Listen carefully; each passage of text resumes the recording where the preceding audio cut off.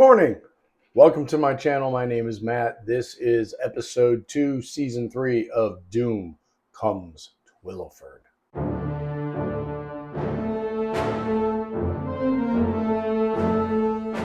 Now, this last session, we got our ass handed to us. So the band is going to leave the keep and head back out into the surrounding forest and find someplace that they can settle down and recover a little bit. Before they get really into that too much, they're going to take a couple rounds and they're going to bind some wounds, which is a rule. It's on page 39 of White Box that allows you to heal 1d6 hit points worth of wounds immediately following a battle. However, you can only heal what you lost from that most recent encounter. All right, first off, I want to apologize. I have a room heater going on in the background, so I tried to minimize the amount of sound, but frankly, I'm old. It's cold as shit here in the South. So if you hear the little buzzing in the background, if you turn down your volume, it probably will clear it up. All right, so in our last combat, we had Dagna and Hal get seriously jacked up. Now, I've already rolled, and luckily they have been healed up fully. Just, I guess, admin notes. I also did notice that between second and third season, Dagna went to second level, and I never gave her updates, and I actually never picked her spell. So she has her spell that I've added to that. It's Cure Light Wounds. We didn't need to use it, but gosh, we sure could have used it in that last fight, huh? So anyway, let's get going. The band, I've got my iPad here. This is just where I'm taking the notes, and I'm going to do 1 page per session. Hopefully that's enough. So the band is going to head out of here and find someplace off in the wilderness. Okay, so you know I like to talk about kind of how I do this. I have this wonderful book here written by Mr. Spawn, and in it he has a section that is the Willow Valley Gazetteer, and inside each one of these adventures there's some more details because all of these adventures take place in there. So I did something different this time. What I did is I broke out those PDFs, or the one big PDF, into smaller PDFs, and I uploaded it into ChatGPT, and I just told ChatGPT to create a D66 random encounter table using the information that was in the original PDF, but expand upon it and give me creatures, NPCs, and what those creatures or NPCs are doing in the Gallows Wood, which is the woods that the keep is sitting in. The band heads out into the woods, and let's see if they can find a suitable sheltered area. Now, I've been out in the forest and woods before, and I think it's fairly easy to find a place that you can get some shelter and everything like that. So I'm going to say this is pretty likely that they find a good spot. Oh, that is a big defining one there. So I am going to say they not only found one, but they found an exceptionally good one. Let's see, how far away was it? I'm going to go by miles here. 4 miles away, they find an outstanding, oh, that didn't work.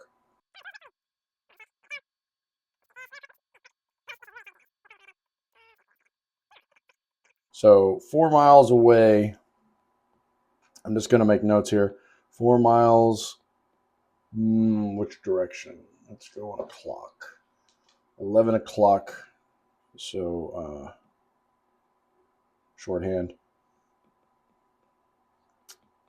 They find an excellent hiding spot. Now that, of course, 4 miles travel through the forest, I'm going to say takes 2 hours, and we will see what happens. Sorry about that. That's my wife sending a text. I have to look at it, see what she says. So let's see if they encounter anything as they're walking through the Gallow Woods.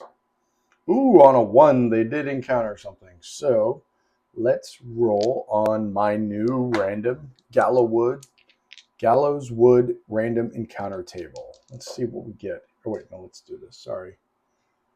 1 will be the tens place. So 66. Ooh, all the way down at the bottom. Oh, cool. Oh, so as we're exploring, uh, Dagna gets a sense of something dangerous, like a feeling of something off. And as they are searching through these woods, the band comes across a hanging man. He's up on, hanging from a tree, and really terrible drawing there. And this is in the first hour after they leave the keep, which means this is in the first mile or two away from the keep. However, this one's a little interesting because the random table says a restless wraith seeking justice. He swings in the wind, whispering of revenge upon the living.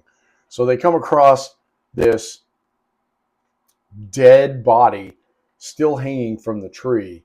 It's undead. It's muttering to itself. You know what?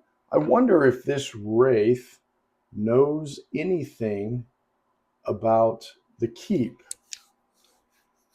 So the band is going to walk up to him, staying far enough away that he can't, maybe 20 feet. And I think Dagna is going to step up to him and say that they are neither friend nor foe, wish him no ill, and they would like to talk to him. Is he responsive? No. Okay. Let's see. I got an idea, though.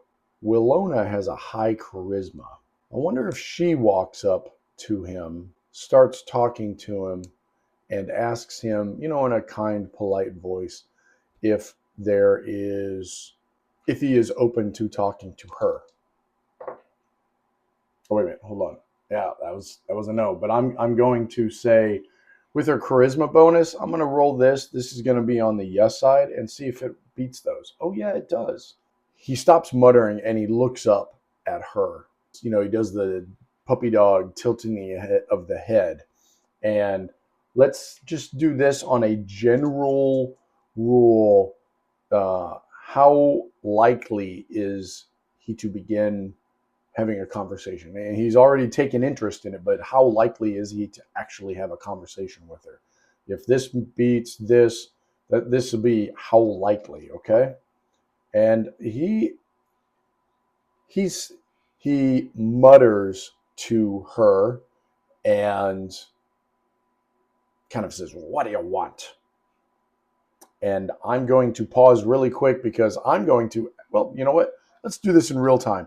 I'm going to ask GPT to expand on the hanging man wraith seeking justice encounter. Name what he did, why he is hanging, and what does he want. Let's see what ChatGPT says. Maybe I'll speed this up so it's easier for you guys. Cool. It gave me a name and everything. Okay. I'm gonna pause the video right here because it's still creating, and I want to read through it. It's writing. I'm up to 2 pages of information already, and it's still going. So I'm gonna pause. Okay, I've read this, and it's pretty damn cool.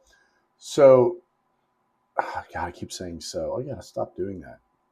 Willona talks to this spectral, ghastly figure that's still. It actually says a spectral skeleton or a spectral skeleton in tattered, noble garb, swaying eerily in the wind. His noose is blackened with age, still tight around his neck, creaking with every motion. His face is gaunt, his eyes sunken voids that flicker with a dim, accusing glow. So here we have this skeletal, noble figure just clinging to undeath, still hanging in this tree. She talks to him, and she learns that his name is Serwyn Caro, which I'm going to write down here really quick. Try not to take up too much time with my notes. Caro. Oops. He was once one of the head knights at the ruined keep. He served the lord of the keep. He was an enforcer of justice, and people feared his name. He was called the Black Oath because he made a vow to root out traitors and criminals at no cost. Now, in talking to him, she discovers that his crowning achievement was he discovered a nearby village called Heartwood Clearing, which I'm going to write down here just to keep my memory. Heartwood Clearing. He discovered that this town was full of nothing but traitors and, people plotting to kill the Lord of Gallowwood's Keep, who he served. And what he did was he hung every single person, man, woman, child, maybe even dogs. He hung everybody in the entire town. And the way he tells Willona about this event, he's very proud. He rooted out evil and traitors and wiped them from the face of the earth. Later, he discovered that the heir to the keep, a person named Lord Edric Velmont, had been a conspirator with the people from Heartwood's Clearing. And despite his own lord's protests and pleas and that of the lady of the keep, he hung Edric from this very same tree. Despite everybody trying to change his mind, he hung Edric from this tree. Later, it was discovered that he had been tricked by another knight of the keep who was the number 2 in charge of the keep. And he had been tricked by him, trying to get a rival for the lordship of the keep out of the way. This other knight thought by getting rid of the heir, this Edric Velmont, that he would end up being the heir apparent after the actual lord passed away, because he was doing away with the only heir. But this was totally tricked. Serwyn was totally tricked, and they drug him out to this tree and they hung him here. Basically, a monster put to justice. And he is not very happy because he was swindled and so full of hate and vengeance, his soul has clung to unlife in this form, but he is stuck, his spirit bound to this gallows tree forever. And in talking to him, she also determines that he wants vengeance. He was swindled by this knight. Let's see. Let's ask Chat GPT. Where is it at? Why was he hanged? Who tricked Serwyn into hanging Edric Velmont? Let's see what it says. Oh my goodness. This is really cool. So the mastermind was the sister of the lord of the keep. So the aunt of Edric, her name was Lady. Oof, man, can you give me better names? Yeesh. I'll write this down too. Lady Seldra Valcross. Tricked Sarah. Oops. Damn it.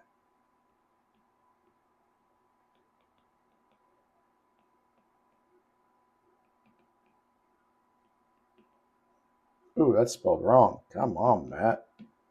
I can't spell. Right? Yeah. Okay. Edric Velmont. Sure you guys are enjoying writing this. Anyway. So now what does he want? So yeah. Wow, this is pretty good. There's a lot of detail. You could write an entire adventure off just this. So Serwyn wants her destroyed. And he tells the band that if they can find Cedra Valcross, or what is left of her, he says her hatred and vengeance and twisted soul still haunts the keep down in the dungeon. She's become a large monstrosity, this vile creature that is comprised of all the mortal remains, the bones of the people that she wronged in trying to become powerful in this keep. She found, here we go. She found a black journal in the keep, and it taught her how to manipulate the forces of chaos to swindle Sarowyn and to basically bring down the Lord of Gallowwood's Keep so that she could come to power. But something happened and it didn't necessarily play out the way she had hoped. So she is trapped just like Sarowyn. She is now some sort of vile monstrosity of bones in the basement of the keep. And he tells the band that if they slay her, it will set him free. But to help them, he will offer his spectral blade called Oathbreaker. It's a ghastly longsword. This is also in ChatGPT. He will offer Oathbreaker to them to help them slay her and set him free. And they'll step away and discuss this, but overall, this helps them in their larger goal. So I think, let's see, who would probably take it? I think Willona would, honestly. Yeah, Willona is going to step up. She is going to accept this Oathbreaker. Now, it says it's a spectral blade. I'm going to say they agree to help on this quest. A magical sword appears in front of the hanging figure. It's just floating in the air and it's glowing. Willona says a prayer to her gods. Willona will step forward, and when she grabs it, it actually morphs into a mace and it glows. But I think this thing should, you know what? Let's ask ChatGPT, tell me about Oathbreaker and its powers. I don't know. Let's see what it says. A sword that does not forgive. A blade that knows only judgment. Oh, nice. It's an iron blade. Its edge is darkened as if charred. Runes of judgment. One-handed D8. It's a +1. It once belonged to Siren Carrow, the infamous Knight Executioner of Gallowswood. It became cursed when Siren hung an innocent man, dooming himself and binding his soul to the blade. It's a +1. It has, holy shit, that's cool. If you roll a natural 20, the blade releases the power of the gallows, summoning ghostly nooses. The struck enemy must save versus spell or be rooted in place by the nooses for d4 rounds as they struggle against unseen bindings.